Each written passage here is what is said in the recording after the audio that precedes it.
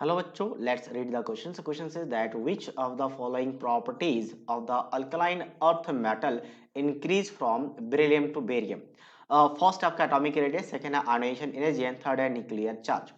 So basically क्या बोला गया है कि आपके पास अल्कली अर्थ मेटल के लिए अल्कली अर्थ मेटल में कौन कौन से एलिमेंट्स होते हैं?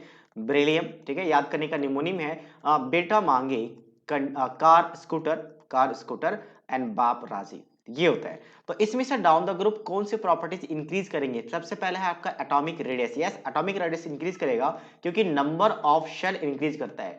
तो नंबर ऑफ शेल क्या होता है आपका? डाउन द ग्रुप अगर इंक्रीज करे तो एटॉमिक रेडियस ए आर कह लेते हैं शॉर्ट में, तो ये भी इंक्रीज करेगा। तो पहला तो आपके पास यहाँ पे आ जाएगा आंसर में कि ये इंक्रीज करेगा।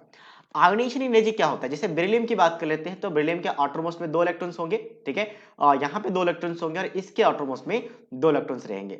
और वहीं बेरियम की बात करें तो बेरियम में आपके पास नंबर ऑफ शेल कितने होंगे? यहाँ पे 2 शेल है, तो 3 4 5 6 6 हो सकता, 6 नहीं, किस पीरियड का एलिमेंट है ये देख लेते हैं। Second, third, fourth, fifth, six, ये 6 पीरियड के एलिमेंट्स है, तो टोटल 6 सेल्स होंगे। तो ऐसा हम बना सकते हैं। फिलहाल के हम मान लेते हैं कि ये आपका आउटरमोस्ट शेल है फिलहाल के लिए। तो अब आयोनाइजेशन एनर्जी का मतलब होता है इलेक्ट्रॉन्स को यहां से निकालना। तो इलेक्ट्रॉन को निकालना कहां से इजी होगा? ऑब्वियसली बेरियम से इजी होगा। बेरियम में क्योंकि आपके पास साइज बहुत ज्यादा है, तो इसलिए यहां से न्यूक्लियस से फोर्स ऑफ अट्रैक्शन क्या रहेगा? लेस रहेगा। तो फोर्स ऑफ अट्रैक्शन लेस रहेगा तो इलेक्ट्रॉन को यहां से रिमूव करना इजी होगा। यहां से क्या होगा आपका? इजी। बट यहां की बात करें तो फोर्स ऑफ अट्रैक्शन ज्यादा रहेगा, न्यूक्लियस के क्लोज्ड है, तो फोर्स ऑफ अट्रैक्शन ज्यादा रहेगा, तो यहां से इलेक्ट्रॉन को रिमूव करना डिफिकल्ट होगा। तो जितना एनर्जी चाहिए एटॉम से एक इलेक्ट्रॉन को निकालने के लिए और इन्फिनिटी तक लेके जाने के लिए, उसे कहता है आयोनाइजेशन एनर्जी। तो मतलब down the group size increase कर रहा है, तो आयोनाइजेशन एनर्जी क्या करेगा आपका? डिक्रीज होगा। आयोनाइजेशन एनर्जी डिक्रीज मतलब down the group size increase होने से इलेक्ट्रॉन का रिमूवल इजी हो जाएगा, तो आयोनाइजेशन एनर्जी डिक्रीज। तो ये आपका आंसर भी नहीं आएगा, हमें इंक्रीज चाहिए। नेक्स्ट है न्यूक्लियर चार्ज।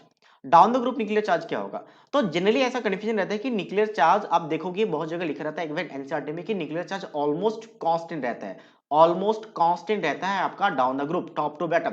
बट ये ऑलमोस्ट होता है, नॉट एग्जैक्टली।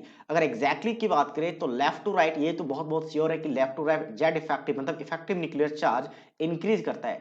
साथ साथ में डाउन द ग्रुप की भी बात करें तो यहाँ पे इफेक्टिव न्यूक्लियर चार्ज इंक्रीज ही करता है, बट बहुत ज्यादा कम होता है, इसलिए उसको ऑलमोस्ट कांस्टेंट माना जाता है। क्योंकि यहाँ की बात करें तो नंबर ऑफ सेल बढ़ रहा है, और नंबर ऑफ सेल बढ़ेंगे तो उसमें क्या होगा? प्रोटॉन बढ़ेंगे, और नंबर ऑफ सेल बढ़ने के साथ साथ आपके पास क्या होता है? साइज ग्रेटर होता है। और इधर आपके पास एफ ब्लॉक 4f और 3d यानी कि 3d 4f, ये d ऑर्बिटल f ऑर्बिटल के इलेक्ट्रॉन्स फिल होना स्टार्ट होता है, तो इनकी शिल्डिंग इफेक्ट बहुत कम होती है, तो न्यूक्लियस इसको अपनी तरफ कॉन्ट्रैक्ट करती है। जैसे खासकर बेरियम की बात करें तो इधर क्या आ जाता है? आपके एफ डी ब्लॉक स्टार्ट हो जाता है, कैल्शियम के बाद डी ब्लॉक स्टार्ट हो जाता है। तो एस्टोनियम में, बेरियम में डी ब्लॉक यानी कि डी इफेक्ट लगता है, ट्रांजिशन इफेक्ट कहते हैं इसे, या फिर ट्रांजिशन कॉन्ट्रैक्शन कहते हैं। तो उसके बेसिस पे क्या होगा? साइज डिक्रीज करेगा, तो इसे जेड इफेक्टिव कहा जाता है, मतलब इफेक्टिव न्यूक्लियर चार्ज बढ़ जाता है।